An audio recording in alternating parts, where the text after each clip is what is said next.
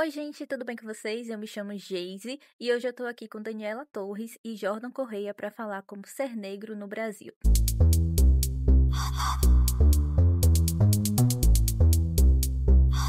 Pessoal, sejam bem-vindos ao Contras. Eu queria que vocês começassem se apresentando para quem está nos assistindo, falando um pouco de vocês, vida acadêmica, trabalho.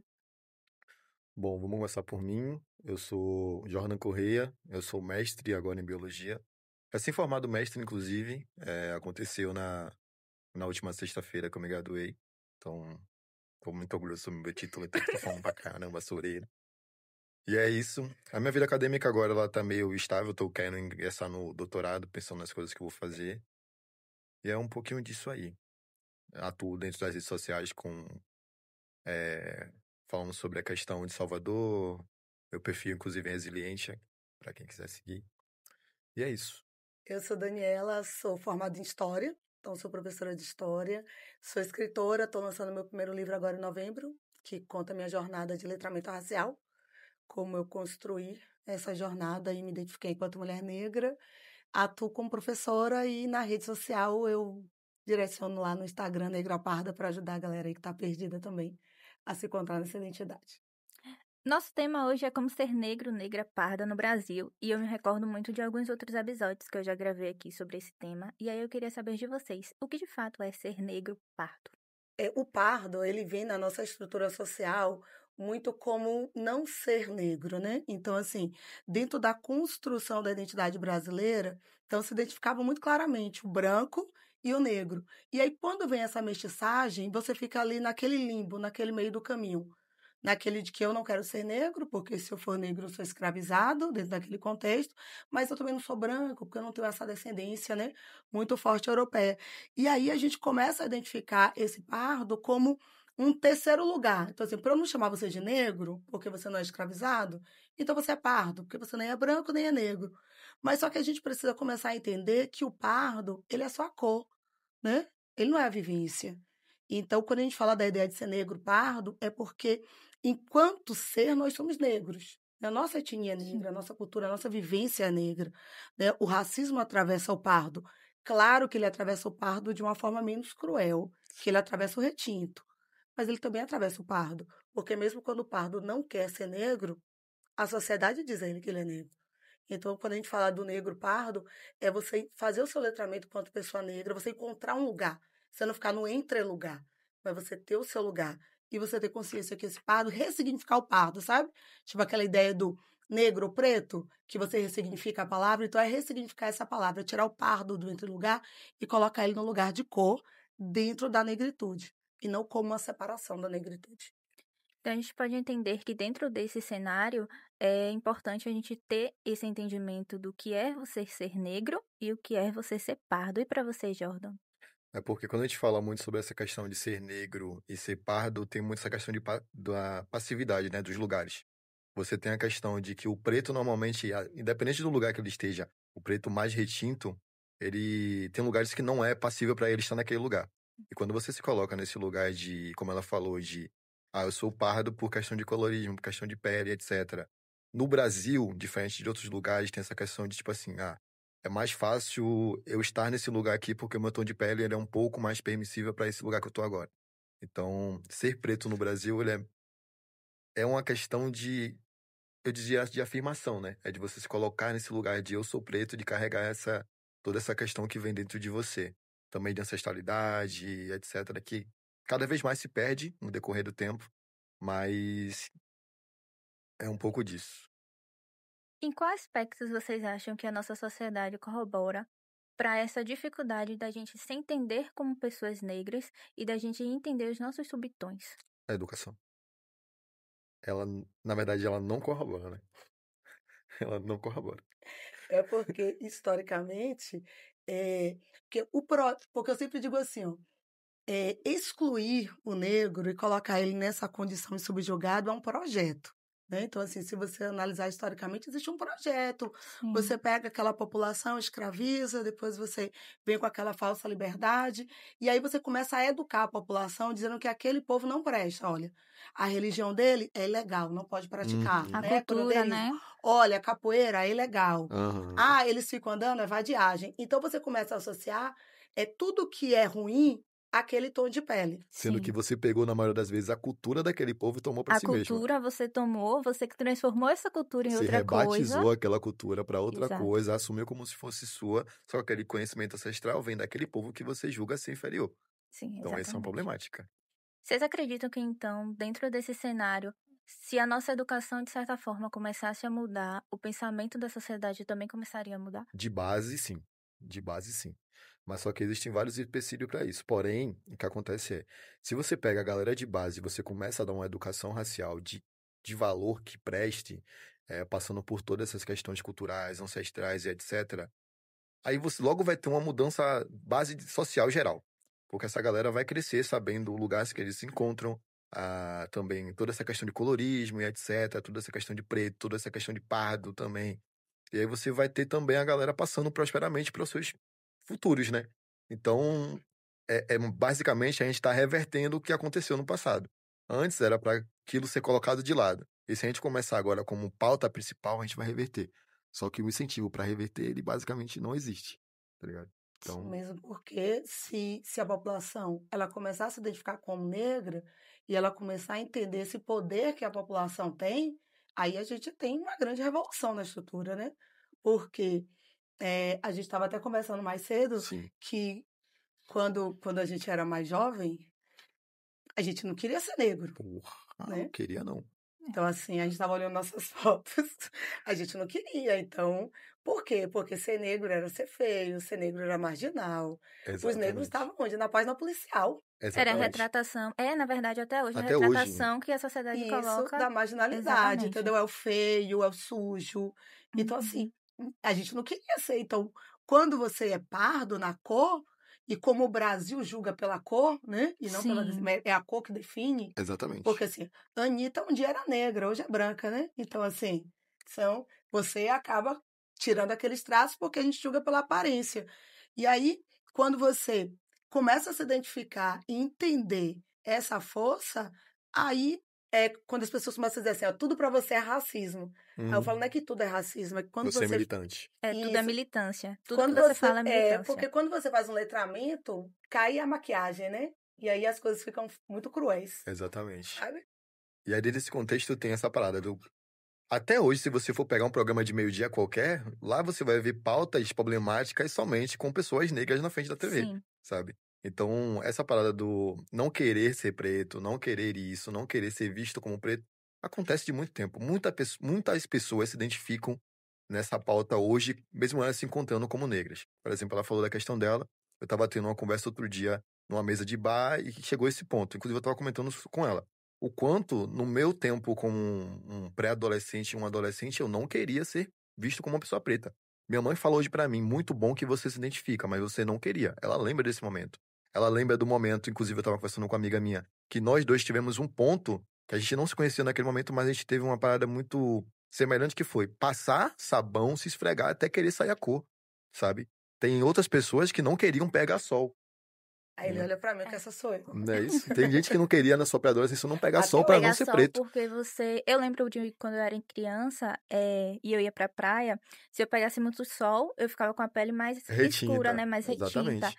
E eu chorava porque, assim, minha família falava que. Minha família, não minha família, mãe, pai, etc. Mas os parentes ao redor falavam que eu tava parecendo a negra maluca. A nega maluca. E o que é ser Exatamente. a nega maluca?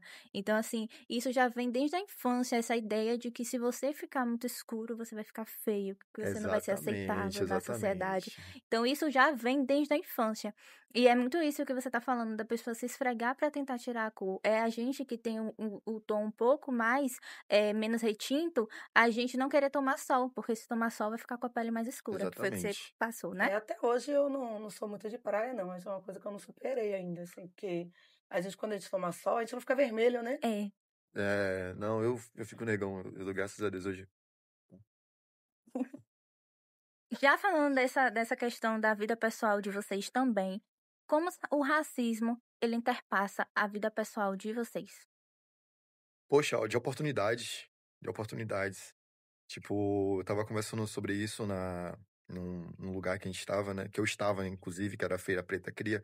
estava falando sobre essa questão de como o racismo perpassa oportunidades para todo mundo, mas a gente está falando no contexto de influências de Salvador.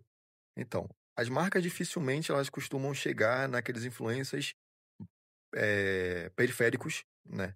Que Sim, contribuem, tentam contribuir com o seu lugar, tentam falar sobre o seu lugar, porque são coisas muito problemáticas. E marcas normalmente não querem se associar a problemas. Elas não querem se vincular a isso. Então, elas preferem normalmente pessoas brancas. Então, esse já é um ponto que perpassa. E aí, a sociedade também tem outro ponto de perpassa, que é perpassar racismo dentro de relacionamentos. Então, quando você para ver, o racismo está incrustado em todos os pontos da vida de qualquer pessoa preta, sim, qualquer pessoa parda. Não tem por onde correr, tá ligado? Eu atuo como professora, né, então, assim, a maior parte das vezes que eu conheci o racismo eu comecei o meu letramento racial com o racismo, porque eu passei boa parte da minha vida querendo ser branca, e aí chegou um ponto que a sociedade começou a dizer que eu era negra e eu tive um choque, assim, porque eu falei: "Não, essa não sou eu". Então, há alguns anos atrás, eu fui trabalhar o livro da Conceição Evaristo na escola e teve um Tá, um um pô. problema com os estudantes, eles falaram que a obra causava uma dor neles e que essa dor não era deles, que essa dor era minha. Eu falei: "Oi?". Tipo assim, minha por quê? Sabe? Minha? Tipo assim, por que a minha dor? O livro é triste pra todo mundo. E eu fiquei assim, um tempo ainda meio tipo: "Por que eu?". E aí falou: "Não, porque essa é a dor das pessoas negras, tipo assim, igual a você". E eu: "Oi?", né, eu com meu cabelo todo alisado, sem tomar sol. E aí naquele momento, eu comecei a perceber que eu queria estar em um lugar que nunca quis que eu estivesse lá. E aí eu comecei o meu letramento e naquele momento o mundo ficou triste. Porque eu comecei a enxergar, assim, falo assim, quando você faz o letramento, você volta no passado, e aí você começa a rever sua história com os olhos negros. Meu Deus, aí a história é muito triste. Aí você começa a perceber na infância, na adolescência, o seu primeiro namorado, o beijo, o seu grupo de amizade, quem te chamava para sair, os aniversários que você ia, né? As exceções de, não usa maquiagem, sua boca é muito grande, não usa ah, não batom faz vermelho porque vai chamar isso, muita não usa atenção. roupa colorida que, tipo, não combina com você. E aí você começa a voltar e perceber e aí quando alguém fala pra mim hoje assim: Dani, porque você acha que tudo é racismo? Eu falo: "Não, não acho não, é porque eu enxergo mesmo", né. É porque você começa a enxergar e o mundo fica muito triste. Então eu entendo quando a pessoa hoje, ela não quer ser negra. E aí eu sempre falo assim, a pessoa fala: Dani, eu conheço tal pessoa, eu queria que você conversasse com ela porque ela não quer ser negra". Eu falo: "Olha, cada pessoa tem seu tempo, porque é difícil, porque talvez a pessoa queira viver num mundo maravilhoso onde ela não enxerga a dor". E eu não vou julgar, porque é triste, assim, Sim, muitas portas se fecham, isso que Jordan falou, que assim, né, que ele falou a questão das marcas, que as marcas trabalham, porque a marca às vezes até quer o corpo negro, mas não quer o corpo negro inteligente, não quer o corpo negro político, ele quer só o corpo negro, trabalhar. que geralmente é a representação que a gente Isso. vê nas mídias E Exatamente. sociais. aí, se esse corpo é político, se ele representa, se ele fala, aí incomoda. Então, assim, hoje, às vezes, eu faço entrevista em algumas escolas, e aí a pessoa fala: Dani, eu vou lhe indicar para uma escola, porque essa escola tem semana de consciência negra, eles fazem educação de raça. Aí eu vou, né? Toda animada. Porque fulano indicou. Aí eu faço a entrevista, aí a pessoa fala assim: olha, é porque o jeito que você trabalha, a gente ainda não tá nesse momento. Falou: entenda, porque seu currículo é festivo, né? Então, meio que não vai dar certo. Então, aí às vezes eu chego pra pessoa que me indica, eu falo: "Pô, você falou que ia dar certo lá, que a escola tinha esse perfil". Você fala: "Não, Dani, é porque é o seu jeito assim, né, tipo, o seu cabelo", né. Eu digo: "Ah, tá", porque, tipo, se eu tivesse fantasiada de branca, mesmo com as ideias, talvez passasse. Mas aí botou o dread. Na época, quando eu fiz essa entrevista, eu estava com Marley hair, tipo, azul. Sim. Quando eu cheguei na escola, eu já senti que não ia dar. Véi, eu fui passar por uma entrevista que foi assim também. Papo reto. Aí imagina você, com uma malha azul e eu com essas tatuagens tudo no braço. Eu também tenho tatuagem. Mulher, quando a mulher olhou pra mim assim, ela disse, véi, então, a gente não costuma ter muitos professores pretos tatuados aqui. Eu olhei pra cara dela e fiquei assim. A frase poderia acabar em: a gente não costuma ter muitos professores pretos. É, mas ela pretos tatuados aqui, eu fiquei, É, porque ser preto, ser riscado, tá mais É, perto da marginalidade, tá, né? é tá, isso. tá. Então, assim, pra ser ladrão, tá mais perto, Ela né, a não ligou que sociedade. eram tatuagens nerdolas de pokémons e não sei o quê. Ela achava que provavelmente eram armas. Não, provavelmente ela achava que era de alguma Fazer o facção. quê? É, E a gente tem na nossa sociedade essa coisa hoje em dia de dizer que a tatuagem não é mais uma questão para quando você vai arrumar um trabalho, ou não é uma questão quando você trabalha com redes sociais, porque hoje em dia ninguém liga. Mas para a realidade de pessoas negras, isso se difere. muito, muito. É muito mais. Seria muito mais tranquilo se eu fosse uma pessoa branca chegando em qualquer lugar tatuagem, porque hoje é bonito. Sim. Se você for uma pessoa branca tatuada, hoje é bonito. pra chegar em qualquer lugar. Agora vá você, todo tatuado, sei lá, tatuagem de qualquer lugar que seja visível, procurar qualquer espaço de trabalho que o olhar pra você vai ser diferente. A não ser que seja uma pessoa preta, como você tatuado também, no outro lugar como é que eu vou dizer assim? No outro lugar de contratante, aí ainda tem uma amenização, né? Questão Sim. assim. Que mesmo assim ela talvez ainda tenha algum mínimo preconceito. Mas se for uma pessoa branca do outro lado te olhando, você é uma pessoa preta, tatuada e ainda dreadada, Com locada, pince. vixe.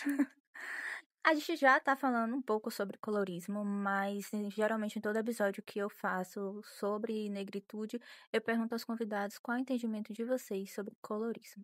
O colorismo, eu sempre falo, ele é o resultado da violência sexual.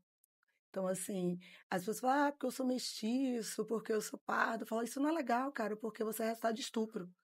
Porque quando a gente volta no período colonial, ninguém vai me convencer que essa relação foi consensual, Sim. né? Então, assim, hoje o colorismo, quanto mais pessoas de tons diferentes a gente consegue perceber, a gente percebe como essa violência sexual ela aconteceu lá atrás. Quantas mulheres negras, né, elas foram violentadas para que essas crianças fossem sendo né, embranquecidas com o passar do tempo. Então, meio que quando fala, porque o Brasil é um país mestiço, é bacana, isso não é bacana, é um país que balança a bandeira do estupro, né? Então as mulheres foram estupradas para chegar nessa estrutura de cor, porque senão a gente não teria, né, essa cor. Uhum. Se todo mundo soubesse a origem de tanto colorismo dentro do Brasil, todo mundo seria revoltado e o Brasil seria outro. É porque a galera não tem acesso a essas informações. Acesso até tem, mas muitas vezes não é cativado. Então a galera não sabe que tudo isso é fruto de estupro, fruto de colonizador querendo botar para lenhar em cima do povo brasileiro que já existia aqui. Também fruto de pessoas escravizadas vindo para todo o Brasil. Então, normalmente, quando a galera fala sobre, nossa, o Brasil é um país miscigenado, é incrível, é perfeito. É a Gente, democracia racial, todo mundo sabe democracia Exato. disso. é É o perfeito. levantamento dessa bandeira de porque o Brasil é um país miscigenado, a gente não tem o racismo. Não somos Inclusive, racistas. aí vem esse ponto de, não, no Brasil não tem branco. Gente, dentro do colorismo, a gente sabe que no Brasil existem brancos, sim, tá? Sim. Existe a questão do pardo, existe a questão do preto, existem outras denominações, mas o branco, ele existe dentro do Brasil. Então, quando você chega pra pessoa que ela fala, todo mundo é miscigenado, não. Porque numa roda para escolher qual pessoa vai ser contratada para aquele emprego dos sonhos que todo mundo teve, as pessoas pretas e pardas, elas literalmente vão ser colocadas de lado. Porque o colorismo ele existe. Não tem pra onde correr. Exatamente. A gente pode afirmar que no Brasil, o pardo se intitular pardo é o levantamento de uma identidade racial ou é ir contra o movimento negro? É ir contra o Pô, movimento é ir negro. contra o movimento total. Porque o pardo, ele Ele é precisa preto. entender o pardo como cor, mas não para substituir, porque aí ele reforça o discurso da branquitude. Tipo assim, olha, você é legal, você é pardo, porque você não é negro. A cultura parda é preta. Isso, entendeu? É Afinal de como contas, se é isso. criasse. É como se. Porque o termo pardo, ele vem da branquitude mesmo. Para tirar você daquele lugar, né, de negro e colocar você no lugar de meu amigo, né? Você é meu amigo negro. Aí, mas você não é negro, você é pardo. Você Mas não é quando eu igual a preciso mim. dizer que. Você não é igual a mim. Você é Mas eu não quase sou negro. racista. Porque Exatamente. você é meu amigo. Chaveirinho de Então, branco. a gente precisa ressignificar isso. Por isso, quando eu falo assim que eu sou negra parda, eu trago o negra primeiro. Porque eu quero dizer que eu sou uma mulher negra. A minha cor é parda, porque eu sei que eu não sou retinta. Sim. E eu sei que o racismo me atravessa de uma forma diferente. Né? Eu sei que eu vivo racismo e vivi algumas situações, mas não como uma pessoa retinta. Porque durante um período da minha vida, eu pude escolher viver à margem da população branca fantasiada. Mas a pessoa que nasce retinta, ela não tem essa opção. Uhum. Foi confortável para mim? Não foi. Mas eu tive escolha. A Sim. pessoa retinta não tem Não tem. escolha. É porque quando você vem com essa premissa de movimento parditude, você quer Isso que eu ia colocar a escolha falar. de lado. Porque na internet a gente tá vendo muito o movimento da parditude, né? São as discussões que geralmente quando eu tô acompanhando eu mais vejo das pessoas levantando a bandeira do eu sou pardo e o movimento da parditude precisa ser validado. E aí, em outro episódio que eu gravei, a gente conversou um pouquinho sobre isso, sobre o movimento negro e esse movimento da parditude. E a forma como ele acaba separando as pessoas negras, de certa forma. Sim. E aí, por isso eu queria entender de vocês, o entendimento de vocês também sobre o movimento Vou da até falar parditude. olhando pra câmera. Maluquice, loucura. Não adquiram, não vão por esse lado, porque movimento parditude. Pardo é preto, gente. O pardo, ele vem da cultura preta. Ele é o fruto do estupro de colonizador no Brasil, mas a cultura do pardo é preta. Então, eu queria deixar isso claro. A gente precisa se unir. A gente não está no momento do Brasil onde a gente precisa separar pretos e pardos, já que pretos e pardos são pretos. Entendeu? É uma questão de colorismo, de passibilidade. Mas a gente não está no momento onde a gente precisa estar se colocando como, nossa, eu sou pardo, nossa, eu sou preto. A gente está no momento onde a gente precisa de união para fazer as coisas funcionarem perfeitamente para o mesmo grupo, ok? É isto. Vou olhar para a câmera e fazer igual a você. Nessa questão do pardo, a gente precisa ter uma consciência. Assim, ó, se eu me identifico como uma cor parda, mas que eu ocupo espaços, as portas não se fecham para mim, o racismo não me atravessa de forma nenhuma, então, meu amor, você não é pardo, você é branco. Branco. Porque você, embora a sua cor não seja muito clara, a próxima do branco em si, mas você, na sociedade, ocupa um lugar de pessoa branca, porque a sua cor não limita o seu acesso.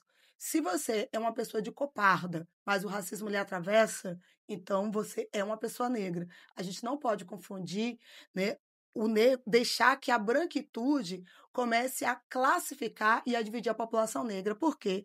Porque dividir é o caminho para enfraquecer. Concordo. Né? Então, assim, dividir, porque se eu divido, aí hoje eu tenho um pardo, amanhã eu tenho um meio pardo, o pardo mais pardo, Pardinho. né? O pardo negro, o pardo, pardo, e aí daqui a pouco você dissolve o movimento. E quanto mais, né, esse movimento ele é dissolvido, quanto mais eles fazem a gente desacreditar de quem a gente realmente é, a gente acaba realmente não sendo nada. E o meio branco, o meio preto também, aí vai crescendo, né? Eu me lembro muito o Steve Biko, né, ele falava assim que o maior problema da dominação é a dominação da consciência. Né? E ele fala assim que a gente precisa ter a consciência negra. Então, as pessoas precisam ter consciência. Então, assim, libertar das correntes, libertar da prisão, não sofrer castigo físico, tudo isso dá para resistir. Mas quando domina a sua mente, aí você se sente realmente incapaz. Então, esse discurso de parditude é para dizer ao negro que ele é menos pior do que o outro negro, porque ele já disse que você é ruim, Sim. sabe? Mas ele quer dizer que você é um negro menos pior. E as pessoas não devem aceitar esse lugar. Não deve se Nem de ser colocar pior, nisso. muito menos de ser menos pior. Como eu falo nesse movimento de união, é porque sempre aconteceu, né? Quando a gente fala principalmente em território Bahia, quando a gente fala principalmente em território Salvador, as questões de união do movimento preto entre si sempre aconteceram aqui. A gente teve agora, inclusive, o lançamento do filme dos Malês, que prova exatamente isso que aconteceu, né? Então, a união dos Yorubás com os Malês, todos os grupos que estavam ali correlacionados. Então, por que agora, no momento que a gente precisa se unir para fazer as coisas acontecerem, a gente vai criar um movimento parditude para simplesmente afastar e para deixar branco na vantagem? Não faz sentido. Eu particularmente vejo esse movimento muito oportunista, assim, porque ele pega uma camada grande da sociedade que se sente perdida na sua questão Sim. étnica. Sim. E a gente vê também o lado que tá buscando, né? O lado que Isso. tá indo dizer, tô aqui lutando por vocês, venham pro lado de cá. Sim. E aí as discussões que de fato estão sendo abertas, que não são discussões pensando no movimento de forma geral e pensando no movimento de fato para ajudar. É o oportunismo. Para dizer Exatamente. assim, olha, você é menos pior que ele, né? Então, você pode ficar aqui do meu lado. Você não é igual a mim, mas você pode ficar aqui no cantinho, tá? Ao mesmo tempo tem aquela bandeirinha de, ó, meu amigo aqui é negro, meu amigo aqui é pardo. Eu tenho até amigos negros. Sim, Isso, eu tenho até essa amigos frase que é são. ótima, né? Eu tenho amigos negros, tenho amigos pardos. Exatamente. Essas frases, eu tenho até amigo negro, tipo, eu gosto de coisa de negro, né? É, Eu gosto da comida, eu gosto da música. eu gosto da acarajé. Cara, eu acho tão legal. Falar, que legal que você gosta, né? Parada. Fui até na Umbanda outro dia. Aí você fala, eu me sinto negro porque eu como, né, as coisas assim, eu me sinto como se eu fosse negro. Eu digo, que legal, Pô, e né? aí tem a questão também do perder-se de algumas coisas, né? Desse decorrer de questões de ancestralidade, etc. Porque a gente vê muito essa questão tanto do preto quanto do pardo perdendo espaço dentro da ancestralidade para principalmente quando a gente fala de religião de matriz africana. Sim. Pô, é uma parada que eu pontuo muito. A Umbanda hoje ela é muito embranquecida. Eu passei por ela aqui, eu lembrei o quanto ela é embranquecida. Então, assim, não é um momento de divisão, é um momento de união, simplesmente. São aspectos da cultura negra que vão se perdendo, vão sendo dissolvidos, exatamente. Sim. E a branquitude vai pegando mesmo para si e a gente vai perdendo esse espaço que deveria ser nosso. Não no sentido de você não pode acessar, não é que você não possa ir na Umbanda como pessoa branca, não é que Sim. você não possa ir no samba, Sim. mas é o entendimento de toda aquela raiz daquele movimento, do que aquele movimento de fato significa para a pessoa negra, né? É isso que a gente tá acabando perdendo. Pô, eu tive num samba que eu passei mal outro dia. Eu disse, meu Deus, que samba feio é esse aqui que eu vim, velho? Só tinha branco, Ainda bem velho. que eu não tava. A gente pode ver até quem são as musas do samba, né? Pensando de forma geral Já ia me no agachar aqui pra Brasil fazer todo. assim, ó. Eu Já ia pensei, lançar aqui a dancinha. eu já ia lançar aquela abaixadinha. Você não vê uma pessoa negra. Não vê, Você não não vê. vê. Não é musa. E as passistas antigamente, elas eram todas negonas, elas sambavam pra caramba, velho. É a questão de você tá querendo colocar visibilidade a todo custo Sim. na sua escola de samba, né? Sendo que você tá colocando visibilidade, perdendo ancestralidade. Então, é uma troca que não compensa. E Você você, começa a trabalhar um padrão de beleza, né, que sim. educa a criança negra. Então, a criança está na comunidade, né, da escola de samba. A comunidade, ela funciona em torno da escola de samba a vida inteira. Então, a Uhum. criança está vendo ali quem é a bonita, né, quem é o destaque. E ela vai tentar sempre se aproximar daquilo. É isso. Exatamente. É mais um pouquinho de como o racismo funciona no nosso país e como ele funciona de uma forma que às vezes não é escancarada. Não é no sentido disso aqui é racismo e ponto. Ele vai acontecendo em pequenos detalhes e que muitas vezes a sociedade, de forma geral, não consegue perceber quais são esses detalhes. A representação da mulher branca numa escola de samba, ela é um detalhe do racismo. Sim. Ela prova que a sociedade ainda não está aceitando ali a pessoa negra como representante, né? Como educadora, você é educadora, antirracista, professora, passou muito tempo dando aulas. Como você entende que o racismo ele tá ali nas instituições de ensino? Ó, é complicado, viu? As portas já estão fechando. E ainda falar isso aqui Oh, não. é, é complicado, assim. Eu sempre falo, vou pegar exemplos aleatórios, Ainda bem tá? que eu tô dando Então, aula. assim, é sempre difícil você trabalhar em uma escola quando você assume o papel de ser antirracista. Por quê? Primeiro, você se torna militante da escola, né? Então, isso não faz você ser bem visto. Porque as pessoas acham que você vai causar problema. Porque eu posso contar uma piada racista na sua aula e vai ser só uma piada, mas na aula dela vai ser um problema. Né? Então, isso meio que já gera aquela conversa de os alunos têm medo de você, sabe? Ah, porque os alunos têm medo, porque você assusta os alunos. E aí eu sempre digo, olha, gente, quando a gente é novo, a gente tem raiva dos nossos pais, às vezes deseja até o mal aos pais, mas eu nunca vi a pessoa desejar o mal à polícia, né? Então, às vezes, o medo educa, né? Então, às vezes, ele é funcional. Mas o que me assusta no ambiente educacional é a naturalização do racismo estrutural. Então, recentemente, eu estava dando aula e os alunos realmente têm medo de mim. E aí, um aluno perguntou assim, posso te fazer uma pergunta pessoal? E aí, quando eles fazem isso, eu sempre falo assim, essa pergunta pessoal, tipo, vai garantir a você, né, liberdade ou você pode, eu posso fazer a queixa lá na delegacia, em Brotas. Aí ele fala, não, tranquilo. Aí quando acabou a aula, chegou perto de mim e falou assim, perguntar uma coisa pessoal, senhora. A senhora já foi presa? Paz. Eu parei assim um tempo, assim. Deve ter sido alguns segundos, mas parecia que foi 30 minutos. Aí olhei pra ele e falei, ô filho, você teve essa dúvida com outro professor? Ópera, não é racismo, porque eu tenho vários professores negros. Eu falei, sim, quantos tem dread? Eu falei, por que você acha que o meu estereótipo é o mais perto da marginalidade? E aí eu falei pra ele, sabe o que é isso? É racismo estrutural. Aí eu olhei pra ele e falei, olha sua cor, cara, você é retinto. Olha a pergunta que você tá me fazendo. Então, assim, eu falei, você sabe o que você tá me fazendo? Ele, não, eu só tive essa dúvida. Eu falei, tá vendo como o racismo estrutural é cruel? Você nem sabe porque você sente, você só sente. Nem entende, né? Isso, então assim, ele é um menino que ele não quis me expor, ele não quis ser engraçadinho, ele me chamou no canto, perguntou assim, sabe? E eu falei pra ele, o que mais me assusta é que você realmente tenha dúvida. Porque ele tinha mesmo a dúvida. Não era uma forma de pejorativa de estar. Isso, ele não veio no Uhum. sentido de, eu vou fazer uma brincadeira, uma piada, não. Eu senti que ele tinha sinceridade, sabe? Que ele teve o cuidado de perguntar. Mas eu falei, o que me assusta é você ter tido a dúvida, e o pior, você não saber porque você tem essa dúvida. Sabe? Ele não conseguiu identificar. Eu tenho essa dúvida porque Daniela tem dread. Então, se ela tem dread, poxa, ela é mais perto de ser marginal. Os outros professores não cortam cabelo de máquina, né? As mulheres Corte alisam o social. cabelo, isso. Vestem uma roupa mais social, né, Daniela? Que eles falam que... Eles tinham mania de dizer assim, meus alunos sempre disseram que eu sou exótica, né? Eu falo, não fala isso não, porque exótico, Exótica de eram os matar, negros que amigo. eram exibidos no zoológico humano no século XIX, então meio que exótico é terrível, né? E aí eu sempre falo, não chama exótico não, mas é porque, para não dizer bonito, né? Aí pode, porque negro não pode ser bonito, né? Você é arrumado, exótico, interessante, diferente, né? Diferente é o que a gente sempre É, escuta, né? falar, porque você é diferente, estiloso, mas olha como as pessoas têm dificuldade de atribuir o lindo, Bonito. bonito, É. né? Uhum. Ah, mas na questão de sexualização do corpo entra, né? O sensual, né? O sexual É, entra, por quê? Porque o corpo negro, ele pode ser exibido, Sim. né? Ele só não pode ser um corpo pensante, né? Ele tem que estar ali só para servir, para enfeitar.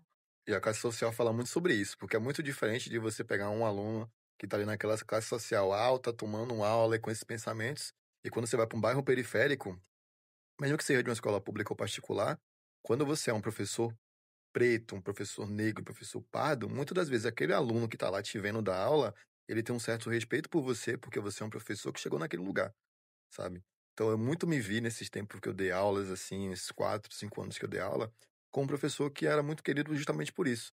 Era uma forma de, tipo assim, poxa, é um lugar que ele tá, que talvez eu consiga chegar lá. Mas também tem que se permitir ser acessível.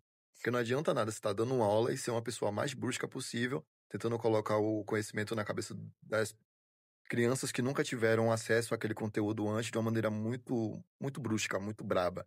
Então, é diferente o contexto social na hora de falar Acho que sobre. principalmente quando você dá aula para contextos diferentes, Exatamente. porque o contexto A, por exemplo, você está dando aula de manhã. Contexto A, daquela escola que você está dando aula de manhã é um, e o que você vai dar aula de tarde é É outro. outro. E aí você tem que ter isso na cabeça de que eu tô indo para um outro espaço, eu tô indo para uma outra forma de ensino, onde essas crianças, adolescentes, eles vão entender e vão receber isso também de outra forma, né? É porque a problemática, no contexto A, que você está dando aula numa escola de classe média alta, é você tentar, como é que eu vou dizer assim, retirar pensamentos problemáticos. É você tentar desfazer um pouco daquela teia de aranha problemática que está ali. No contexto B, que é uma escola mais periférica, é você tentar dar pensamento crítico para a galera que está ali. Sim. Então, é uma coisa completamente diferente da outra. Como é o termo que a gente utiliza mesmo quando a gente quer desvincular? Basicamente, desvincular um pensamento problemático da cabeça dos alunos. E na outra, você quer criar um pensamento crítico. Ó, você é uma pessoa preta que precisa ocupar esse espaço, você tem a capacidade de fazer isso.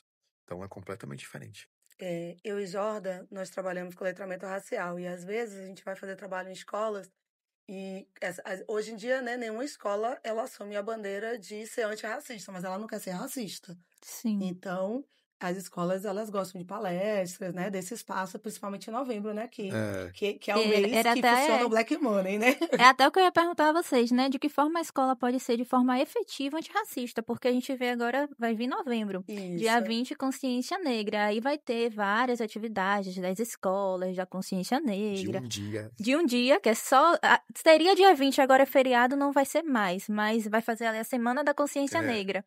Mas de que forma, de fato, ela pode ser efetiva? Porque não é uma Semana da Consciência É, Negra que vai fazer a verdade. escola ser antirracista. Eu sempre falo assim, ó, quando eu vou fazer consultoria nas escolas, eu digo, ó, não adianta eu vim treinar a equipe, fazer palestra para os alunos, ou porque determinada escola está com problema de racismo e eles têm medo de cair na rede social. e não botar em prática.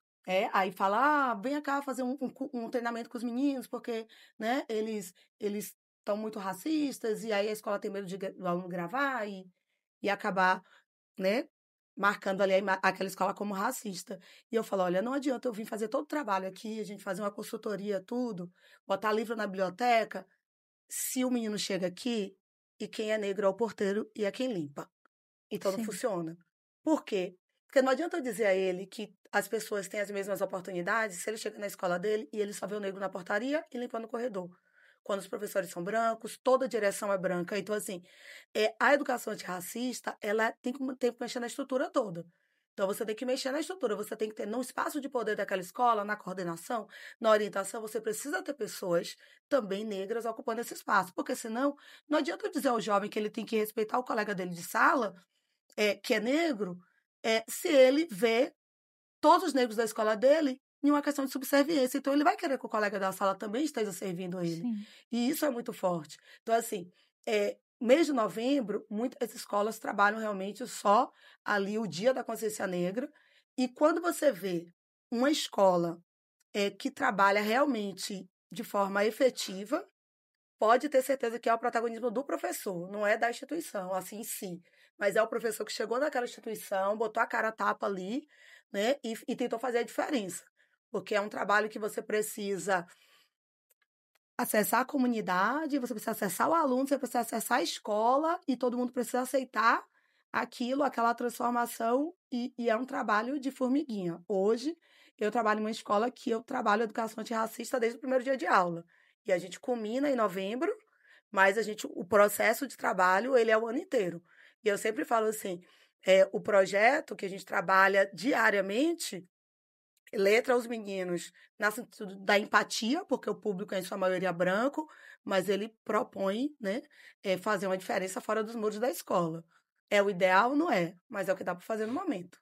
Exatamente o que eu ia te perguntar, é o papel do educador dentro desse cenário, né? Porque a gente entende que às vezes a direção da escola ela não está a favor de você desenvolver uma educação antirracista. Os pais, mesmo que não seja todos os pais, mas alguns pais, e esse alguns faz um barulho, e aí acaba atrapalhando essa educação. Então, o papel do educador dentro desse cenário, que é um papel de formiguinha, né? Cara, o papel do educador é um papel de coragem, viu? Vou dar um exemplo aqui. Há alguns anos atrás eu trabalhava em uma escola, aí eu comecei meu letramento racial, botei os dreads, toda feliz, fui para a escola, era o mês de maio.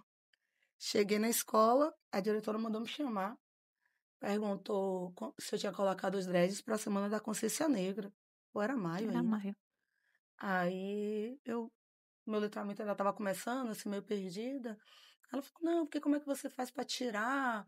Né? E aí vai fazer como? Você vai ficar com isso aí na sua cabeça? E eu fiquei confusa e saí da sala, assim, ainda meio sem entender, porque eu estava achando tão bonito.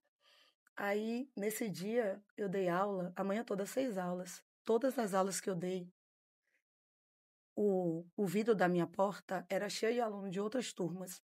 Eu me senti pela primeira vez um animal no zoológico. Lógico. Eu passei a manhã toda sendo observada, e quando eu cheguei na sala dos professores, que era uma escola que eu trabalhava há 2 anos, quando eu cheguei na sala dos professores, os colegas que eu convivia há 2 anos, eles me olhavam com nojo, como se eu não tivesse tomado banho. Eu me senti tão imunda que eu fui dirigindo para casa e chorei o caminho todo. Uma semana depois eu tirei os dreads.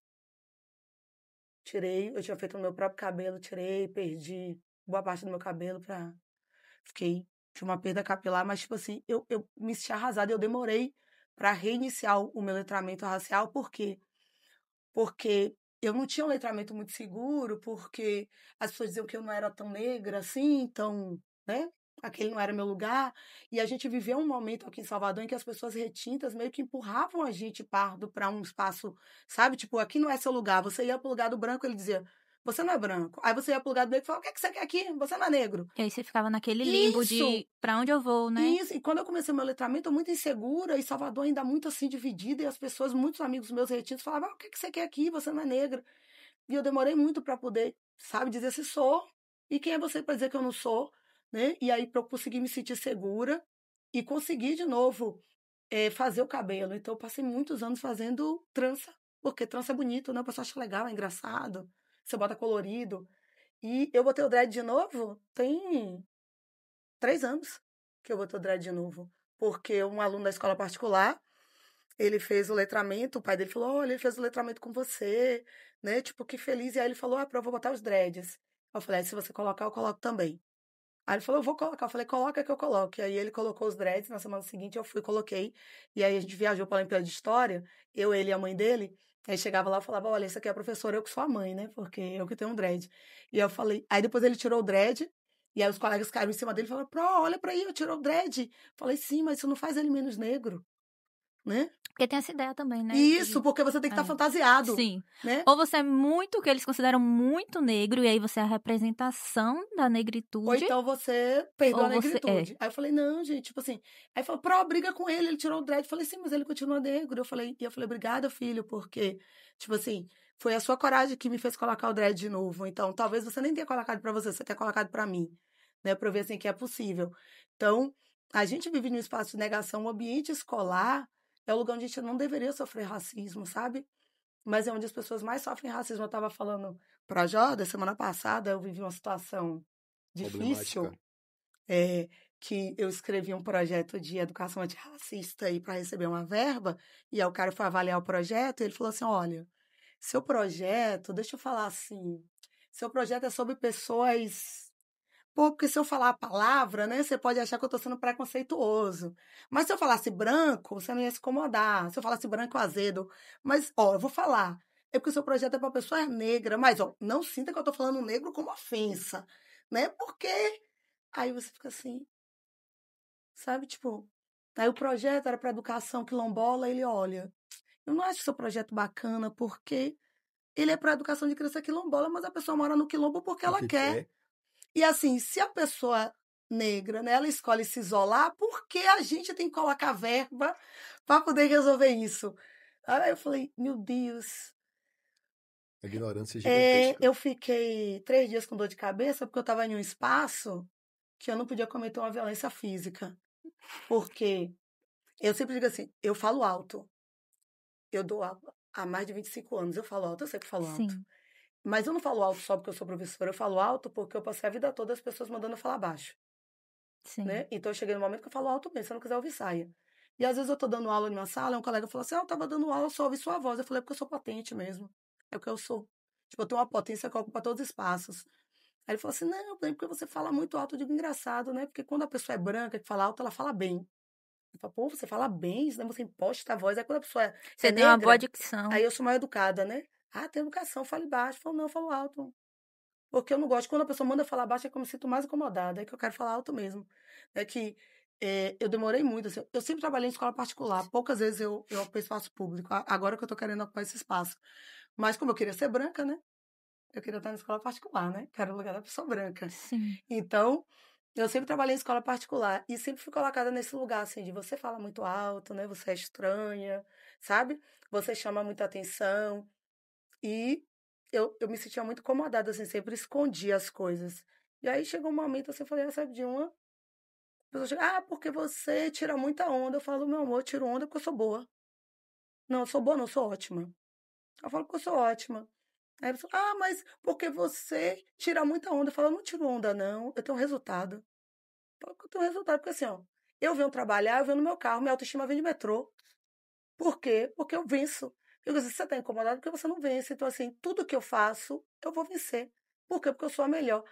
Porque você não tem humildade. Eu falo, eu tenho humildade. Mas junto com a minha humildade, eu tenho talento e vitória. E eu não posso deixar de dizer. E os meus colegas falam, Dani, eu não aguento você tinha que ser coach. Eu falei, não tem que ser coach, não. Eu sou só uma mulher negra que vence.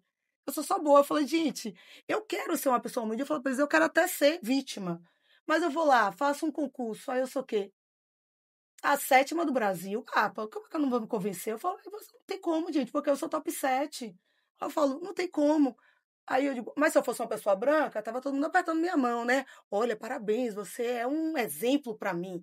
Mas como eu sou negra, você tira muita onda. Você é até boa, mas tira muita onda. Eu falo, não, mamãe, eu não sou até boa, não. Eu sou maravilhosa. Eu sou ótima. Ainda tenho essa skin, né, que manhã fez, que é fantástica. É Aí, ó, brincadeira, apaixonou por velho. mim. É A gente, brincadeira, não foi nada a gente sério. ficou parado, não foi? Não, A gente fiquei ficou parado, só aí, deixando fica ela olhando falar. só, Fica agachando a paralela apaixonado. aí. Aí ele fica assim, Isso. apaixonado. Meus Eu amigos sou são todos zero, assim. eu sou, como é que diz? Eu vou falar também que agora eu sou 0,7, né, por cento da população de mestre do Brasil. Tá Eu vou vendo? começar a falar isso, vou dizer, não, Eu disse a como ele, é ele que é um eu Tem que exemplo, falar. gente. grande, como é que eu vou ficar? Não, Tem vou, que falar. Eu falo pra ele toda hora, Jorda, você não é só um rostinho bonito, viu? Você é um não, eu cara sou, inteligente. que Porque as pessoas não isso, gostam de ver o negro inteligente, né? nossa, que E a gente agora tocou, não fofinho. foi elogio. Chegou a fase de Saiu fã. hater. Saiu o hater. Chegou a fase de fã de Foi, a vocês. gente agora tá se elogiando. Mas não costuma muito, não. É? Costuma muito, não. Você também não se acostuma, não. Mestre. E aí, a gente pensa, seu contexto acadêmico de estudo, como foi pra você? Pô, velho, sair do lugar que eu tava pra ir pro meu lugar atual foi muito problemático. Eu não sou de Salvador, né? Então, sair do meu ovinho, do meu interior, lá do distrito de São Sebastião do Passé, lá do distrito de Santa Maria da Purificação, Nazaré de Jacuípe, vim pra Salvador, fazer uma faculdade que minha família queria, que eu não queria, largar, começar alguma coisa que eu realmente queria, que era ciências biológicas, sem apoio nenhum, tá? Porque nesse momento a minha família também não me apoiou, né? Eu tive pouquíssimo apoio deles. E aí, quando eu comecei o mestrado, também foi meio que sozinho, que foi uma atitude que eu comecei, Pô, velho, é muito difícil, muito difícil. E ainda bem que eu tive um orientador que abriu as portas pra mim, tá? Eu imaginei que não fosse ser assim. Eu só me joguei e foi um processo muito, como é que eu vou dizer assim, denso. Porque a faculdade, você não, quando você é um cara preto que veio de escola pública, você não é preparado para fazer faculdade. É, Você não tem base. não tem Você mesmo. não tem base de nada. Você tem só, como é que eu vou dizer assim, gotículas de conhecimento. E aí quando você cai numa faculdade que tem muita questão de exatas, que tem muita questão de ciência da natureza, química, física, para você aquilo é um monstro de 7 cabeças, sabe? E aí quando você vai para um doutorado, que é tudo aquilo, vezes 3 vezes, você tem que ser 3 vezes melhor. Sendo que você começou já sem a base. Então você tem que dedicar seu tempo a fazer as coisas, etc. Por isso que eu digo, a base para a mudança das coisas no Brasil é educação. Se você não bota educação de qualidade, só que o que acontece agora é o movimento inverso, né? A gente tira a matéria, a gente tira conteúdo, Sim. a gente cada vez mais cria massa de manobra fácil para estar controlando ali de uma maneira que é absurda. Então, a ideia para a questão toda não só racial, como o Brasil inteiro, ele tentar prevalecer é conhecimento, é você voltar a dar todo o conteúdo que é necessário, é você tentar aplicar cada vez mais a BNCC de maneira total. Só que a gente vê cada coisa mais reduzida. Então, Quando eu converso com os jovens, né, eu penso muito na época em que eu fiz ensino médio. Quando eu fiz ensino médio, a gente estudou tudo, né? Não como a gente deveria ter estudado, mas a gente tinha a grande maioria das matérias, sociologia, filosofia, história.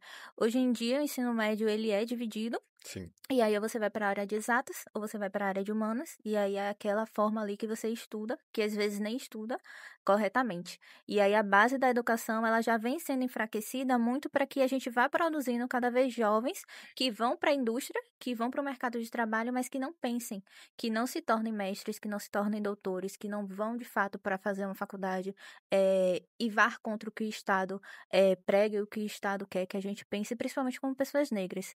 Pensando nesse contexto também, como vocês enxergam as nossas políticas e a política do nosso Estado voltado para a gente? O que acontece é que hoje a gente vê adotar-se um movimento muito grande que é, você não precisa de faculdade. Você não precisa ter aquele conhecimento. A faculdade, ela não é só um conhecimento ninçado, por exemplo, entrei numa faculdade de artes.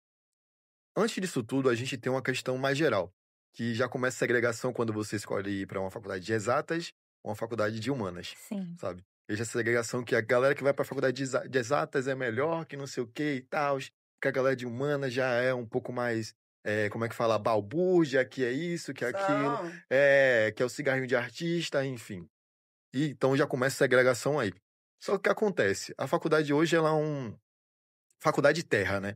A galera diz que faculdade você não precisa, que você pode fazer seu próprio empreendimento com sua própria cabeça, você pode criar a sua lojinha ali para estar vendendo alguma coisa. Gente, se você não tem conhecimento, o conhecimento, na verdade, que você adquire na faculdade é além do conhecimento específico, é além da matéria. Você vai ganhar experiência, você vai ganhar contatos, você vai ter toda uma vida ali que vai te ensinar. Então, a faculdade, para pessoas pretas, ela é uma base super importante, tá? É que nem você dizer assim, a partir de hoje você vai viver de dividendos porque você pode fazer tudo com o seu aluguel, você mora de aluguel, vive a sua vida. Terra é uma coisa também muito importante. É o seu pedaço, é a sua dignidade. Faculdade, educação e terra são coisas que são feitas para vocês e vocês nunca podem abrir mão disso.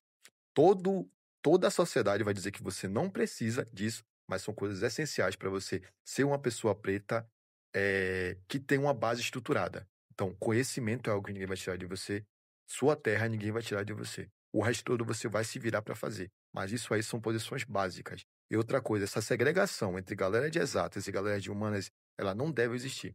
Porque a galera de exatas faz ciência, a galera de humanas também faz ciência. São ciências diferentes que se complementam para a sociedade funcionar. Então, assim, a gente precisa tentar abolir esse pensamento de que as pessoas não precisam de educação. A educação de qualidade é a que permite você transformar. Então, se a gente volta lá na história, o professor de história sempre volta na história, Sim. né? Se a gente volta lá no apartheid, eh, os negros eles não tinham acesso à educação. A Inglaterra limita o acesso dos negros à universidade. Os dois negros que tiveram acesso à universidade e ao curso de direito foi que fizeram o movimento de libertação, que é o Steve Biko e o Nelson Mandela. Então, todos os negros viviam dentro do sistema. Mas quem foi que conseguiu libertar foi quem teve acesso à educação, não quem teve acesso à arma. Né? Então, assim, a educação, ela é um campo de liberdade mesmo. Então, manter a população periférica, manter a população negra longe do processo educacional é manter uma cortina, né, entre a realidade, entre o que eu posso alcançar e o que querem que eu alcance. Então, as pessoas vão te dando paliativo, dizendo, olha, você pode fazer isso, porque sabe que se você fizer aquilo, você vai ser muito maior. Então, a gente precisa ter coragem e acreditar, né, que educação é a única coisa que transforma. Parece um slogan, mas é verdade. É verdade. E quando a gente fala dessa questão que você abordou primariamente de políticas públicas, eu não vejo acontecendo mais. Na verdade, o que existe hoje é um debate, né? Tipo, aquele debate que sempre continua. Cotas são importantes, cotas não são importantes, etc. A galera precisa estudar a história, porque a história, querendo ou não, é a ciência que estuda o passado para definir o futuro. Sim. Esse é o slogan da história para mim. Então, quando você começa a falar sobre políticas públicas que não funcionam hoje, você deve recorrer à história para entender o que aconteceu no passado e por que as coisas de hoje deveriam ser tão importantes e deveriam ser feitas com base nisso. O Brasil é um país, ele majoritariamente preto, que necessita de políticas inclusivas para pessoas pretas marginalizadas, criminalizadas simplesmente por serem periféricas, tá? Isso não acontece, tá? Quando a gente vai na faculdade pública, principalmente, quando a gente vai na universidade pública, a gente vê que essa questão de, tipo, assim, o que passa na maioria da cabeça da galera é que faculdade pública é para pessoas que não tenham acesso à faculdade privada. Não Não existe é o que isso. acontece. Não Na acontece isso. verdade, falando em faculdade, a gente vê muito mais pessoas negras numa faculdade privada ali através do ProUni ou através de algum vestibular que tenha prestado, Exatamente. pagando 50% da bolsa ou pagando a mensalidade toda, se esforçando para pagar, porque precisa trabalhar durante o dia, do que elas em faculdades que seriam onde elas deveriam estar, né? Exatamente. Sabe por que isso? Porque o momento de você ingressar na faculdade pública, ele é muito problemático. Porque assim, lembra que eu falei que a galera que vem do colégio público não tem base Sim. suficiente? Aí você vai passar por um exame de merda, que ele é segregatório, chamado Enem, tá ligado? E aí o Enem é super complicado para você ter uma nota que seja super acessível. Tem galera que se forma no ensino médio hoje básico, sabe, de escola pública, que não sabe nem escrever direito, pô. Se Sim. ligou? A gente tem um problema governamental gigantesco que às vezes só joga o aluno para frente, para frente, É para a frente para aprovação criar automática. a aprovação automática. Pronto. É essa É mesmo a aí. aprovação A automática. aprovação automática. Aí você bota o guri, você bota o pivete, o cara que não sabe o que é que ele tá fazendo ali naquela redação direito, competindo com um cara que veio de uma escola privada muito boa, tá ligado? Que é branco. Então, assim, que chance que ele vai ter? Aí, quando você vai na universidade hoje, pública, quando você vai na federal, quando você vai na estadual, o que é que você vê lá no estacionamento? Audi, carro de filho de papai, os pivetes brancos descendo tudo pra fazer a bagaça, porque simplesmente os periféricos que deveriam estar ocupando aqueles lugares, eles não têm conhecimento para passar pelo exame introdutório da faculdade. É um problema gigantesco que precisa ser resolvido. Quando a gente fala de políticas públicas que precisam ser públicas, a gente fala principalmente disso, tá ligado? Porque se você tem um problema que é os pretos estão indo para a escola, para a faculdade particular, simplesmente para terem tempo, ou seja, estão gastando a grana deles, que eles deveriam estar fomentando outras coisas para sua própria educação dentro desse contexto. Exatamente. Eu fiz faculdade privada, porque eu não tinha como. Eu fiz faculdade privada. Eu fiz Eu fiz faculdade privada. Eu fiz um mestrado público. Eu fiz a faculdade privada e com muito esforço. Eu fiz Porque eu não tinha como passar o dia inteiro numa federal sem trabalhar. Eu precisava Exatamente. trabalhar para pagar Eu meus também estudos. trabalhava. Para comprar livros, para conseguir estudar, eu precisava trabalhar. O problema é tão gigante que não tem como. Eu lembro que eu trabalhava de dia, eu passava o dia todo trabalhando. Eu estudava na Unima de Lauro de Freitas, gente, lá no Cabral do Judas, eu morava aqui em Salvador. Então eu estudava o dia inteiro, trabalhava o dia inteiro. Quando chegava de noite, eu tinha que ir pra lá, pra chegar em casa meia-noite e pouca, no Sim. bairro super periférico, que era o Tranqueiro Neves, naquele momento. Minha mãe super preocupada, então assim, tá tudo errado, tá ligado? Tá tudo errado, pô. Não tem Justamente. condição nenhuma. É porque as políticas públicas, elas surgem no contexto de paliativo, mas não pega na base, né? Tipo assim, então Não assim, pega. ela resolve, tipo, ela tenta resolver o problema do aluno que terminou o ensino médio sem qualidade. Sim. Sim. Mas e aquele que está começando a educação infantil? ele vai chegar É. no ensino médio também sem Sem qualidade. qualidade. Exatamente. Então, acho que tá na hora de pensar essa política lá embaixo, sabe? Lá na educação infantil. Para que a esse menino, quando tiver 17 anos, né, ele não precise mais de cotas, porque ele tem um ensino com a mesma qualidade da escola particular. Que é aquele discurso da igualdade, só que a gente não tá precisando de igualdade, a gente tá precisando de equidade. Exatamente, de equidade. Exatamente. Porque se a É gente porque coloca a é igualdade, inatingível, né? não É tem como. utopia. Não tem como. Quando eu saí, por exemplo, do ensino médio, eu saí do ensino médio e eu tive que fazer cursinho, né? E aí eu precisei trabalhar para pagar o cursinho. E aí eu ia pro cursinho, eu via que a realidade das pessoas que estavam no cursinho era totalmente diferente da minha. Só que eu precisava fazer cursinho porque eu não tive aula de matemática no ensino médio. Então eu não tinha Sim. como fazer Enem sem ter tido aula de matemática. Então a gente já percebe que a dificuldade, ela não é só quando você tá na faculdade, ou ela não é só quando você tá no ensino médio. Ela vai perpassando a sua vida e todos os âmbitos que você vai percorrendo. Exatamente. E aí você tem as políticas públicas dentro desse contexto que funcionam e que não funcionam. A gente tem 2 programas governamentais, um que eu acho uma merda, que é o FIES, tá? Para mim, o FIES é um problema gigantesco, porque, inclusive, eu passei por ele durante um período de tempo na faculdade que eu não queria, e que essa parada ainda reside comigo até hoje.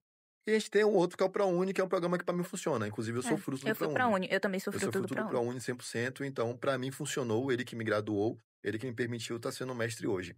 Mas assim, são programas completamente diferentes, que um influencia você a percorrer a sua carreira sem problemáticas e o outro te joga uma dívida gigantesca no seu colo. Você jovem, preto, que acabou a faculdade ali agora, você vai sair ganhando um salário que consiga te manter, pagando o FIES ao mesmo tempo que você vai fazer a sua vida, você não vai conseguir. É. Tá ligado? Então, simplesmente você vai estar uma dívida ali gigantesca crescendo, sendo que você não vai conseguir mal se manter ou mal arrumar um trabalho após fazer a faculdade, porque você não tem experiência. E eu acho que quando a gente fala de cotas também, principalmente quando a gente faz, pelo menos pra mim, quando a gente faz faculdade privada, ainda tem a questão de como seus colegas de sala enxergam vê. você. Eu tinha muito orgulho de falar que eu era ProUni. Eu sempre falei, eu sou ProUni, bolsa 100%. Eu tive muito orgulho de falar, porque eu acho que a gente também tem que valorizar as nossas próprias conquistas. Sim. O que a gente consegue, onde a gente consegue alcançar. Mas a forma que os colegas de sala eles enxergam você quando eles sabem que você é bolsista, isso também acaba perpassando e é uma forma também de serem racistas Pra com caramba. você. Pra caramba. Eu não tinha isso porque eu era queixudo desde sempre.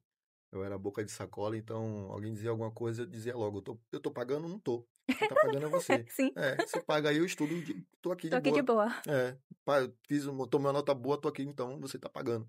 Mas eu entendo que isso é uma questão muito problemática, porque isso afeta você durante o seu processo de aprendizado, querendo ou não. Aqueles olhares. E é como se fosse literalmente uma questão meio de bullying, né? Passou-se você assim, mas na sua faculdade você não está isento disso, você não está livre disso. Não muito você, viu? Bullying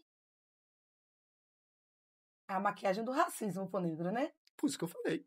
É a maquiagem, né? Que a pessoa fala, né? Exatamente, por Que isso que eu agora falei. surgiu o bullying racial, né? Por Você isso que eu fala, não, falei. porque isso não é racismo, é bullying racial.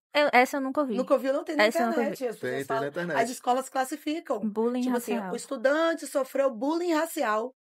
Por isso que eu olhei na cara dela agora. Entendeu? Porque o bullying racial não é crime, né? Porque bullying racial, o que é isso, o bullying Bullying racial? racial é É. basicamente o O racismo. racismo, É o racismo. Mas, Bullying racial é mas aí racismo. maqueia para não classificar, né, Sim. como crime. Exatamente. A gente fala de bullying quando é de branco para branco. Continue, Tá ligado? eu Você nem não ia vai falar interromper. assim, branco para branco. Mas quando você falar de branco para pessoa marginalizada Sim. periférica, não existe bullying, tá Não ligado? existe bullying. A gente tem a questão do racismo próprio estruturado, mas é isso que acontece. Você está passando pelo seu processo de aprendizado, que deveria ser, que já é um processo difícil, quando você não tem base, quando você não tem esse contexto. Aí você vai para um lugar que simplesmente tem todas as pessoas que te odeiam porque você simplesmente está num lugar que, para eles, foi acessível ao programa, você está por empenho, é complicado, velho. Eu sou psicóloga e aí. Ai, meu Deus, ela é psicóloga, tá me analisando. Não estou, não. Mas aí, quando a gente fala em psicologia, a própria psicologia, a gente sempre afirma que a psicologia é social. Ela precisa ser social, não tem como a psicologia não ser social. Como vocês entendem os aspectos psicológicos, principalmente vocês que, a gente, né, que passa por isso, pelo racismo, como vocês enxergam em questões de saúde mental a vivência do racismo? Pô, velho, eu tenho uma parada sobre isso que é muito, muito problemática, dentro do contexto de aula que eu tive uma vez. Eu estava em sala de aula, uma aluna minha chegou, né? eu tava lá trabalhando no tranqueiro ainda, e ela chegou meio em silêncio. E aí o professor, quando ele é professor agora, ele não é só mais professor, né? Ele não tá no papel de dar aula. Ele tá lá para o papel de entender o que tá acontecendo. Sim. Meio que, não é o psicólogo, mas meio que um tantinho daquilo ali ele tem que entender. E aí, quando ela chegou, eu estranhei. Eu disse, poxa, por que que ela tá tão em silêncio assim? É uma pessoa que chega animada, é uma aluna que chega conversando e tal. Aí eu me questionei, eu chamei, ô, fulana, por favor, você consegue me dizer o que foi que aconteceu? Porque você tá meio assim, tá... Bora ali, bora conversar comigo. Aí eu chamei ela pra fora da sala, ela chegou e me explicou. Ela, professor, eu tava vindo pra escola, e eu passei e eu pisei em algo que era estranho. Aí eu olhei assim pra baixo e eu tinha pisado em um cérebro. Ou seja, o fato o fato dela estar indo pra escola, no bairro periférico, super violento, ela ter passado, não ter visto, ter pisado em um corpo, é muito problemático, velho. E aí, quando aquilo chegou nela, já foi problemático. Quando eu tava na sala de aula, que aquilo perpassou pra mim, chega a me deu um aflito na hora que eu fiquei assim, velho, o que é que eu faço aqui agora? Mas eu disse, não, vamos conversar. Aí eu comecei a conversar com ela sobre as coisas sociais e etc. Tentar tirar um pouco daquilo. E dentro de mim eu disse assim, velho, se eu não teria o mínimo de condição de estar dando aula aqui agora, imagina essa criança aqui agora. Ela não tem a menor condição de ficar aqui. Então, os aspectos sociais, os aspectos que perpassam toda a sociedade, antes da gente falar da educação, é, é um. Eu acho que é a base que precisa ser construída, né? Então, eu sinto isso até hoje. Eu sempre lembro desse ponto em específico que aconteceu. O racismo, né, ele adoece. Tanto que hoje nós temos muitas psicólogas que atendem só a população negra, né, Sim. porque consegue ter a empatia com a questão de como o racismo faz você se sentir impotente. Eu pensei nos últimos anos que eu já estava imune ao racismo. Então, sabe quando você tá assim, tipo, a pessoa vem e faz o racismo, você vai para cima da pessoa, aí xinga a pessoa e fica nervosa e não deixa passar, vai lá, denuncia. Então, eu tava muito nessa vibe, assim, venha, se vier, eu vou denunciar, pego o telefone do Decrim, vou ligar. E aí, de repente, quando você vive uma situação de racismo, aí você lembra que dói, sabe? Então, Machuca. assim, isso, recentemente eu passei 3 dias chorando, e eu falava assim, e os meus colegas falavam, mas Dani, eu falava, mas você não entende.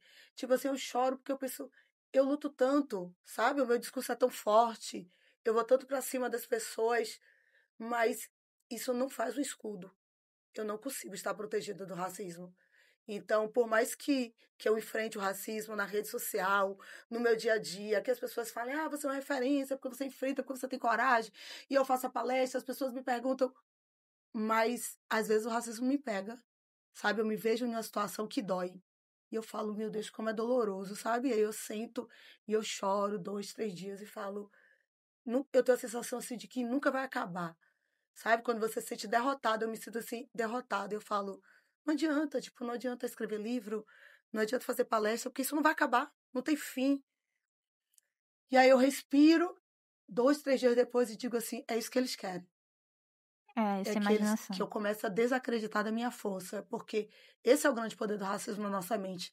Ele faz a gente acreditar que não tem jeito, que a gente é incapaz e que a gente vai nadar, nadar e morrer na praia.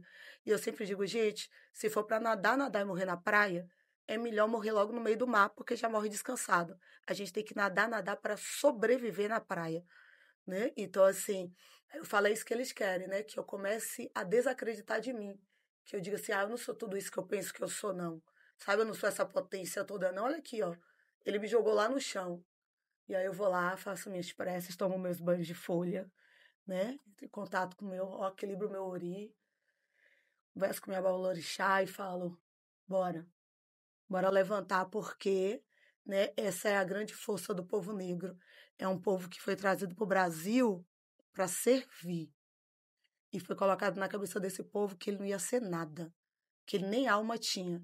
E aí quando a gente consegue hoje perceber que esse povo existe, que ele sorri, que ele sobrevive, isso é muito forte. Sabe? Porque eu digo assim, olha a força do povo negro, porque o Estado criou um projeto para dizimar. E hoje a gente come uma comida que é negra, ouve uma música que é negra, tem uma cor, uma estampa. Olha a força desse povo. Se ele não tivesse sido vítima de um projeto, o Brasil não seria um país mestiço, ele seria um país negro. Salvador é um reflexo do quanto o povo negro luta até hoje, sabe? Salvador, ele é o grande pico que a gente pode observar, assim dizer. O povo preto, ele sorri, ele luta, ele tenta fazer tudo que ele pode até hoje. Em todas as esquinas você vai ver uma pessoa tentando lutar dentro do contexto que ela pode, sorrindo do jeito que ela pode, mesmo as políticas públicas não ajudando ela de maneira nenhuma. E quando você se coloca no lugar para falar sobre isso, quando você não se coloca no lugar de frente para estar falando sobre isso, você precisa ter coração de ferro. Porque assim, as coisas que chegam não são poucas, os ataques que chegam não são poucos. Então você vai ter muita gente falando mal de você pelas costas ou até chegando na sua frente para dizer. Então você vai ter muita gente te atacando de vários lados. E, como diz a minha avó, eu não vim pra ser pouca merda, tá ligado? Então, Veio pra ser um pinico cheio, né? exatamente. Eu acho que também nas redes sociais, né? Quem trabalha com redes sociais, principalmente a quantidade de comentários nas redes sociais, ele é enorme, assim. É um comentário atrás do outro, desfazendo e tentando deslegitimar o que você está dizendo, o que você está afirmando, até mesmo a sua vivência. Eu não sei se vocês já tiveram contato com psicólogos, se vocês fazem terapia, mas eu queria também entender de vocês se vocês têm uma ideia de qual seria o papel da psicologia dentro desse âmbito antirracista. Se era pra mim pra começar, né? É, Hoje eu faço online no plano de saúde, mas fiz durante muito tempo na CEPROME. A CEPROME sempre me deu a mão ali, né? Então, inclusive, faz o atendimento para pessoas negras gratuitamente. Então, eu fiz durante muito tempo, quando eu pude pagar, né? Deixei a vaga para a pessoa que estava em uma condição que precisava naquele momento. Mas a terapia, a psicologia, né? Em si, ela precisa ter a empatia com a Concordo. pessoa negra. Então, assim, é difícil uma pessoa negra fazer, que tem letramento, ela fazer uma terapia com um profissional branco. Sim. A dor, porque ele não enxerga a dor. Ele não sabe o nível. Eu não posso tratar uma dor que eu não conheço. Sabe? Então, assim, se eu não conheço a dor, se eu vou minimizar isso, eu falo, mas eu tenho empatia, porque eu sou profissional, eu tenho empatia, então quer dizer que para poder tratar um paciente de violência sexual, eu tenho que sofrer violência sexual para eu entender a dor? Não é isso. Porque o racismo, ele não é como as outras violências, ele é algo que mata a gente por dentro há séculos. Então, essa dor, ela precisa ser tratada por quem entende essa dor. E eu acho que a psicologia vem nesse sentido, assim, de fortalecer, sabe? De dizer a essa pessoa de que você não está sozinho, né? Porque você tem uma força ancestral dentro de você. E eu acho que é essa força que sustenta. é isso. Eu fiz terapia durante um bom período de tempo. Hoje tem um mesinho que eu não faço, né? Eu faço. Inclusive, sinto saudades da minha terapeuta. Questão de grana também é uma coisa que perpassa muito a gente, né? Sim. Você se colocar no ambiente de terapia hoje. Hoje ela me falou aí que ela fazia na CEPROME, que talvez eu procure Ele fazer nunca me também, perguntou. tá? Tem aí Mas essa sua parte já de nunca ter tem, já perguntado a tem essa ela. questão. Mas eu fazia terapia durante um período de tempo, fiz durante 3 anos, e foi onde eu comecei a dizer assim, nossa, eu preciso disso. E é um papel fundamental, não ter pra onde correr. Principalmente para qualquer pessoa preta, fazer terapia é fundamental. No contexto de fazer terapia na sua área específica, naquilo que você acha que funciona para você como profissional preto, que precisa entender que tem letramento também, que é super importante, né? Para mim hoje faz uma falta imensa, mas tem esse problema, né? Tem essa questão. Terapia hoje é algo que é acessível, mas que às vezes também, mesmo sendo acessível, não cabe no bolso, tá? Sim. Então, dentro das prioridades que algumas pessoas pretas têm, é uma questão muito difícil, assim, de lidar.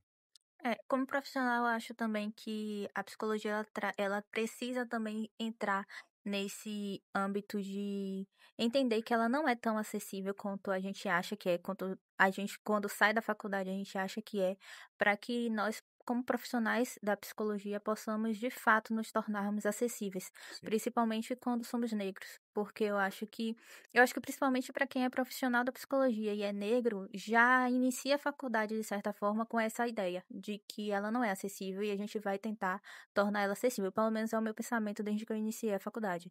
É a tentativa de tornar, pelo menos o meu trabalho, mesmo que seja uma tentativa de formiguinha, acessível para a galera que não tem condições.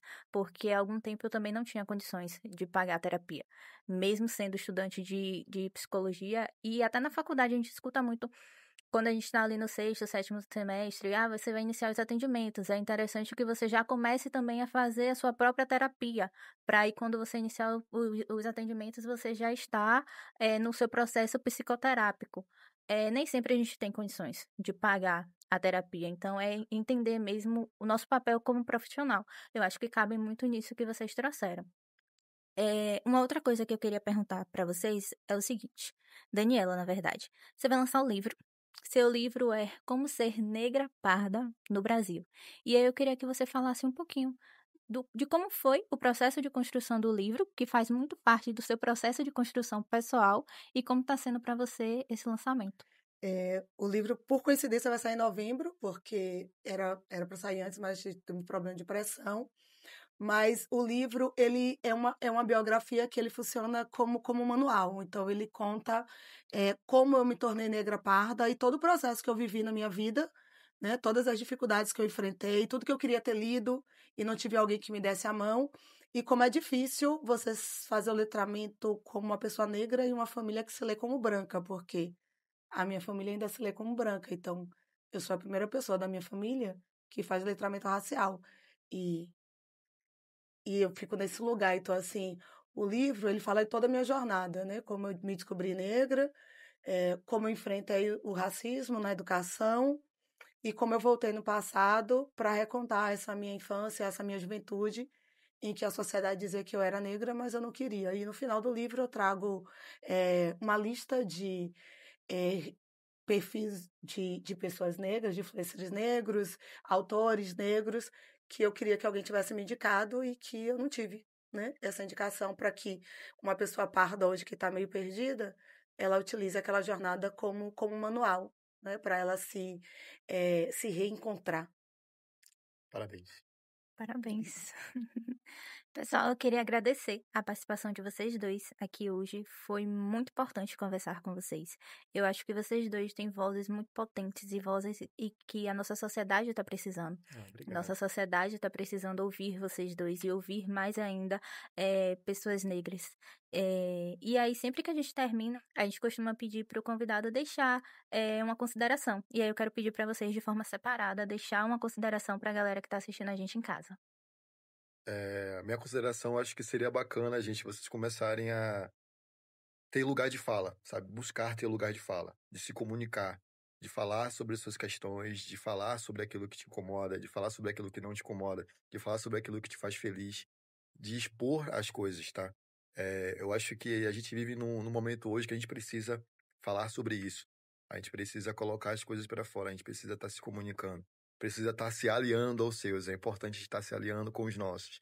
Então, eu sou muito dessa questão do ativismo, né? De estar indo para frente das coisas. Então, eu acho que é isso. Procure um lugar de fala de vocês e não deixem as coisas passar. Vão sempre para frente. Eu queria falar para vocês que, enquanto pessoa negra, você nunca deixe ninguém falar por você. Sempre ocupe o seu espaço. É muito importante que você entenda que muitas pessoas morreram para que hoje a gente pudesse fazer as nossas escolhas e para que a gente pudesse falar. Fale, fale muito e fale alto. E se as pessoas estiverem incomodadas, não deixe ninguém apagar a sua luz, porque ninguém deve apagar a luz do povo negro.